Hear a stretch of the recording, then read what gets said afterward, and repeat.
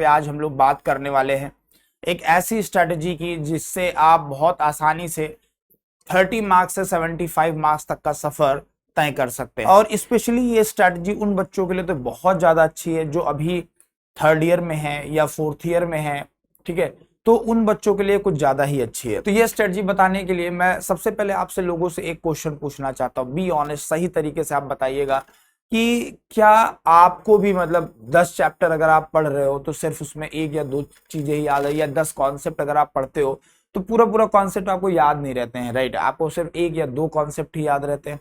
बिल्कुल सही बात है, राइट? बुक पढ़ना स्टार्ट करते हो तो आपको नींद आने लगता है, यूट्यूब वीडियो आप सर्च करते रहते हो रात को 2-2 बजे कि भैया कैसे पढ़ाई किया जाए, क्या किया जाए, क्या प्रॉब्लम चल रही है। सबसे इंपॉर्टेंट है कि panicked in the exam hall after seeing question number 1, right? जैसे ही आप क्वेश्चन देखते हो, सब शुरुआती क्वेश्चन देखते हो, आप पैनिक कर जाते हो, राइट? तो मैं बता देना चाहता हूं कि ये सिर्फ और सिर्फ तुम्हारे साथ नहीं हो रहा है, ये हर उस बच्चे के साथ हो रहा है जो अपनी प्रिपरेशन स्टार्ट कर रहा है। तो आपके पास दो ऑप्शन है, या तो इन चीजों को आप अपने अंदर समेट के रखें और इन चीजों की वजह से आप इफेक्ट हो और इन चीजों का सामना करने के लिए नेक्स्ट ईयर फिर से प्रिपेयर करें। और अगर आप फर्स्ट ईयर में ही, लाइक फर्स्ट अटेम्प्ट में ही सक्सेस पाना चाहते हैं, डिसेंट स्कोर पाना चाहते हैं, तो इन चीजों को आपको सबसे पहले समझना पड़ेगा। ये हर बच्चे का सीन है, और ऐसा नहीं है कि थर्ड ईयर में लोग रैंक नहीं लेके आते। इसी में अगर आप देखें लास्ट ईयर का, तो AIR 1 भी थर्ड ईयर का बच्चा था, क्या उसके पास ये सब प्रॉब्लम्स नहीं आई होंगी? बिल्कुल आई होंगी। तो 99% जो एस्पिरेंट होते हैं उन सबको ऐसा ही फील हो रहा होता है। हाँ, कुछ लोगों का एक्सपीरियंस हो जाता है, 2-3 बार एग्जाम दे दिए होते हैं या फिर कहीं ऑलरेडी जॉब कर रहे होते हैं, उनके साथ एक थोड़ा बेनिफिट रहता है कि उनको थोड़ा सा टेंशन कम होती है, क्योंकि उनको लगता है चलो कोई ना कोई तो जॉब चल ही रही है, करेक्ट, या कुछ तो है हाथ में, राइट? तो ये होता है। लेकिन आपको अभी अगर ऐसी कुछ प्रॉब्लम है तो आपको टेंशन लेने की जरूरत नहीं है। 99% लोगों को ये सारी प्रॉब्लम्स फेस करनी ही पड़ती है। अब बात करने वाले हैं कि क्या है reality, truth reality of the gate क्या है। विश्वास मानिए भाई कि मान लीजिए, राइट, कितना लाइक टोटल 10 लाख के आसपास बच्चा बैठता है, 10 लाख बच्चा के आसपास टोटल बैठता है। पर ब्रांच आप बात करोगे एवरेज तो 1 लाख के आसपास बच्चा बैठता है मेन ब्रांचों में। जैसे आप computer science, civil engineering, mechanical engineering, electrical, electronics, इन सब की बात करते हो तो ऑन एन एवरेज 1,70,000, 80,000 इस टाइप से बच्चा बैठता है। और उसमें क्वालिफाई कितने हो रहे होते हैं? 1 लाख में से करीब करीब 14 से 15,000 बच्चे ही सिर्फ क्वालिफाई हो रहे होते हैं, करेक्ट? तो सिर्फ 15% का सेलेक्ट लाइक क्वालिफाई कर रहे हैं, उनको मिलता कुछ नहीं है, सिर्फ क्वालिफाई करने से कुछ नहीं मिलता है। लेकिन एक चीज आप समझिए, यहाँ पे मैंने जो टॉपिक लिखा था, अगर इसको आप ध्यान से पढ़ें तो यहाँ क्या लिखा, 30 मार्क्स टू 70 मार्क्स। 30 मार्क्स क्या है आप समझिएगा, बहुत इंपॉर्टेंट पॉइंट मैं आप लोगों को बताने जा रहा हूँ। ये 30 मार्क्स क्या है? 30 मार्क्स में मोस्ट ऑफ द ब्रांचेस का कट ऑफ क्लियर हो जाता है। और कट ऑफ कितने बच्चों का क्लियर हो रहा है? सिर्फ 15% का। मतलब अगर आपका आज की डेट में औकात सिर्फ 30 नंबर लाने का, जो कि बहुत आसान है, इंजीनियरिंग मैथमेटिक्स 15 नंबर की आती है, इंजीनियरिंग एप्टीट्यूड 15 नंबर का आता है, राइट? कोई भी 15 नंबर की मैथ्स, 15 नंबर का एप्टीट्यूड, और कोई भी 1-2 सब्जेक्ट अगर आप पढ़ लेते हो तो बहुत आसानी से आप क्वालिफाई कर सकते हो। मतलब सिर्फ 4 सब्जेक्ट, 3 से 4 सब्जेक्ट में ही आप क्वालिफाई कर सकते हो। तो मैं एज्यूम कर रहा हूं आप लोगों ने मैथ्स और एप्टीट्यूड में काफी बढ़िया काम कर लेना है। सबसे पहले ये प्री रिक्विजिट है, ये जो सेशन में बता रहा हूं इसका प्री रिक्विजिट क्या है? प्री रिक्विजिट है मैथ्स और एप्टीट्यूड बहुत शानदार तरीके से आपको कर लेना है। तो आज मैं इस सेशन में बेसिकली बात करने वाले उन बच्चों की जो इस स्टेज पे हैं। स्टेज पे कैसे आना वो भी मैंने बता दिया। इस स्टेज से इस स्टेज में आने के लिए आपको सिर्फ मैथ्स और एप्टीट्यूड का सहारा ले लीजिए, बहुत है, करेक्ट? और इस स्टेज से इस स्टेज कैसे आना है वो मैं आपको बहुत ऑनेस्ट ओपिनियन आज हमें देने वाला हूं। देखिए, अगर मैथ्स और एप्टीट्यूड को हटा दे तो ऑन एवरेज सारे सब्जेक्टों लाइक सारी ब्रांचों में करीब करीब 8 से 10 सब्जेक्ट होते हैं, जिसमें 1-2 सब्जेक्ट ऐसे होते हैं जिनका वेटेज काफी कम होता है, काफी कम होता है। तो अब क्या है, मेनली देखा जाए तो 8 से 9 सब्जेक्ट आपको देखने को मिलेंगे टेक्निकल में, जो कि कंट्रीब्यूट करते हैं 70 नंबर का। मतलब 8 सब्जेक्ट ऐसे होते हैं मोटा मोटा देखा जाए जिससे करीब करीब 60 से 65 नंबर का पूछा जाता है। 8 सब्जेक्ट ऐसे होते हैं, बाकी 1-2 सब्जेक्ट छोटे छोटे होते हैं जिनका वेटेज भी कम होता है, 2-4 नंबर के टोटल पूछे जाते हैं, ठीक है? अब वो जो आपने मैथ्स और एप्टीट्यूड बहुत अच्छे से करना, उसमें तो मान लो आपको 13 मार्क्स में से आपका एम होना चाहिए कि 25 26 नंबर 27 नंबर तो लेके ही आना है। नाउ अब बात आती है 70 नंबर की, राइट। इस 70 नंबर में से एक दो सब्जेक्ट छोटे बहुत लेस इंपॉर्टेंट वाले, जैसे कभी कभी 1 नंबर 2 नंबर का आता है, आप उसको अगर छोड़ भी रहे हो, क्योंकि मैं अज्यूम कर रहा हूँ आप 3rd ईयर या 4th ईयर में हो।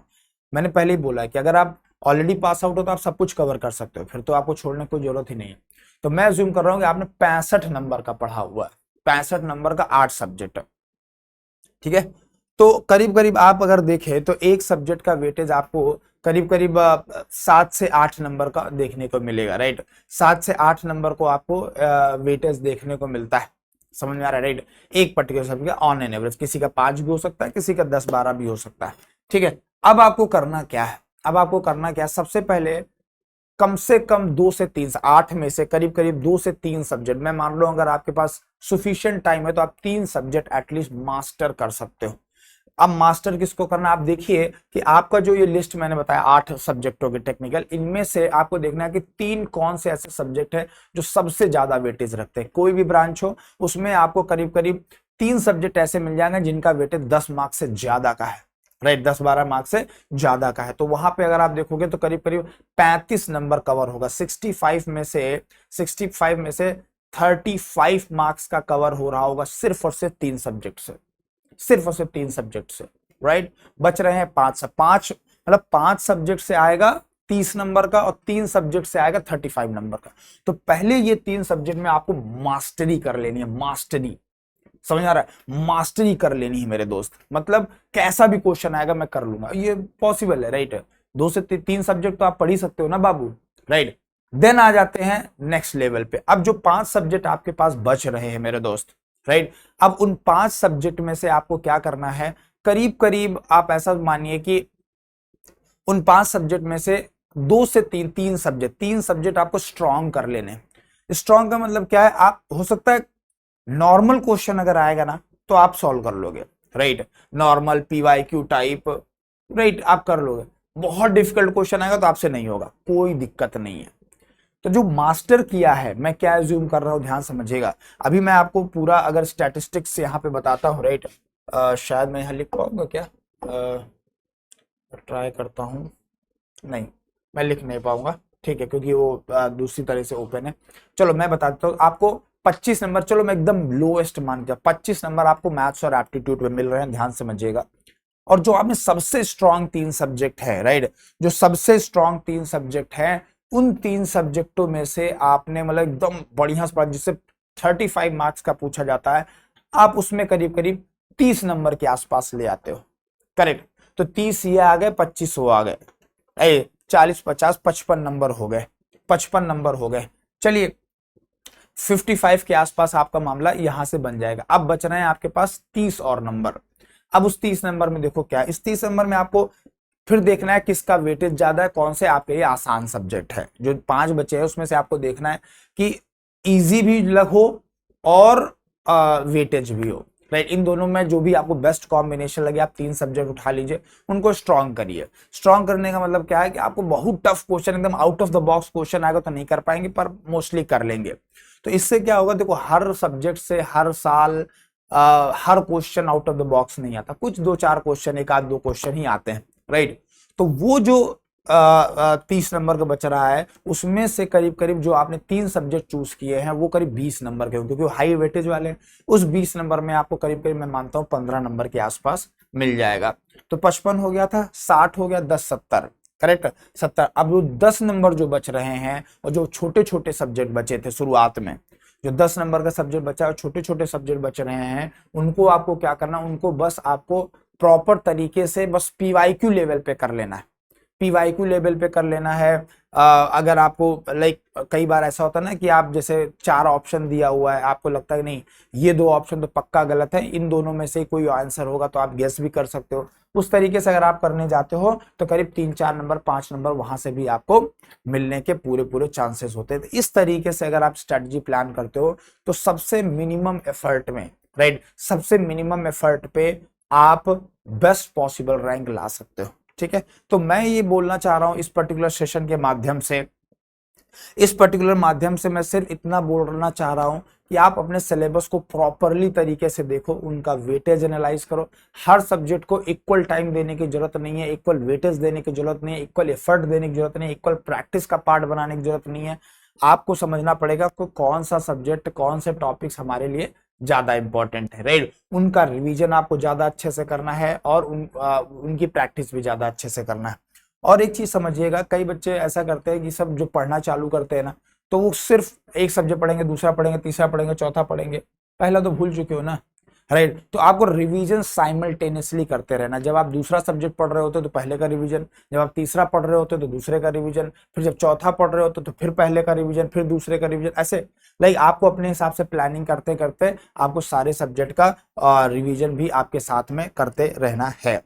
अब यहाँ पे आता है कि मिस्टेक्स क्या क्या बच्चे मोस्टली करते हैं, राइट। तो यहाँ पे क्या है कि जैसे कि एक सबसे इंपॉर्टेंट बात है, studying new topic first week before the exam. अभी क्या है, एग्जाम के अब ये सारी प्लानिंग आपको पहले कर लेना कि भैया एक महीने पहले या एक हफ्ते में, तो एक वीक नहीं, एक महीने पहले मैं बोलता हूँ कोई नया टॉपिक मत करो। जो भी चीजें हैं वो सब आप प्रॉपरली कर लो। रिवीजन के लिए आपको न्यू लेक्चर की जरूरत नहीं है, आप लेक्चर देख के रिवीजन नहीं करेंगे, आप हमेशा अपने नोट से रिवीजन करेंगे। पीवाईक्यू बहुत ज्यादा इंपॉर्टेंट है, बहुत ज्यादा इंपॉर्टेंट है, करेक्ट। और सबसे इंपॉर्टेंट है कि जब भी जिस दिन भी आप एग्जाम देने जा रहे हो उसमें प्रॉपर स्लीप लेके जाओ, ताकि आपको वो वाली लास्ट वाली प्रॉब्लम ना आए कि भाई एग्जाम हॉल में आप पैनिक कर जा रहे हो, ठीक है। तो ये बेसिकली सबसे इंपॉर्टेंट पॉइंट्स हैं। प्रीवियस ईयर क्वेश्चन को सबसे ज्यादा इंपॉर्टेंस दीजिए, क्योंकि ये एक ऐसा रिसोर्स है जिससे करीब करीब 40 नंबर का, 40% का डायरेक्ट टू डायरेक्ट आता है। Direct to direct same question नहीं आएगा, सिमिलर काइंड का क्वेश्चन आप लोगों को आएगा। तो कम से कम लास्ट से 10 से 15 साल के क्वेश्चन आप 2 से 3 बार, 4 बार आप कर लीजिए, ताकि आपको लाइक एकदम हर क्वेश्चन के पीछे का लॉजिक बहुत अच्छे से पता हो। और ये आपको स्पीड भी देगा और एक्यूरेसी भी देगा, और साथ में ये एक बेस्ट पॉसिबल स्ट्रेटजी हो सकती है, ठीक है। तो ये कुछ चीजें हैं। अब नाउ एक सबसे इंपॉर्टेंट पॉइंट मैं बताना चाहता हूं।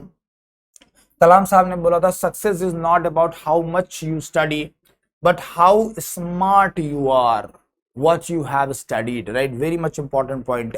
सिर्फ ये इंपॉर्टेंट नहीं है कि आपको क्या पढ़ना। देखो आज के जमाने में मैं सच बताऊं ना, रिसोर्सेस की कमी नहीं है। आप थर्मोडायनेमिक्स डालोगे 72 ठो लेक्चर आ जाएंगे, 50 ठो पीडीएफ आ जाएंगे, 20 ठो किताबें आ जाएंगी, सब सब कुछ आ जाएगा, राइट। तो कंटेंट, आप पहले हमारे जमाने में उल्टा था, हमारे जमाने में कंटेंट कम होता था, कंटेंट जुगाड़ करना पड़ता था। आपके जमाने में उल्टा है, कंटेंट भरा पड़ा है, कंटेंट भरा पड़ा है। आपको क्या करना है, सिर्फ उस कंटेंट को फिल्टर आउट करना। सब कुछ पढ़ने के चक्कर में कुछ भी हाथ नहीं लगता है, एक बार ध्यान लीजिएगा। सब कुछ अगर आप लेने के चक्कर में पढ़ोगे तो कभी कभी कुछ भी हाथ नहीं लगता। तो स्पेशली जो 3rd ईयर और 4th ईयर के बच्चे हैं वो थोड़ा सा स्मार्ट स्टडी करें। सब कुछ पढ़ने की बहुत ज्यादा नीड नहीं है एज सच, राइट। जो लेस इंपॉर्टेंट चीजें हैं वो कुछ कुछ आप छोड़ सकते हो, क्योंकि 75 नंबर में, 75 मार्क्स में आपको मोटा मोटा सब कुछ मिल जाता है, चाहे पीएससी हो, चाहे टॉप आईआईटी हो, ठीक, वो सारी चीजें आपको मिल जाती। तो मेरा सजेशन यही है कि आप लोग जो लेस वेटेज वाले सब्जेक्ट है, लेस इंपॉर्टेंट सब्जेक्ट है, डिफिकल्ट सब्जेक्ट है और आते भी नहीं है, उनको थोड़ा सा आप स्किप कर सकते हो at least starting of your preparation phase, right. आप बाद में अगर टाइम मिलता है तो आप बिल्कुल करिए, कोई दिक्कत नहीं है।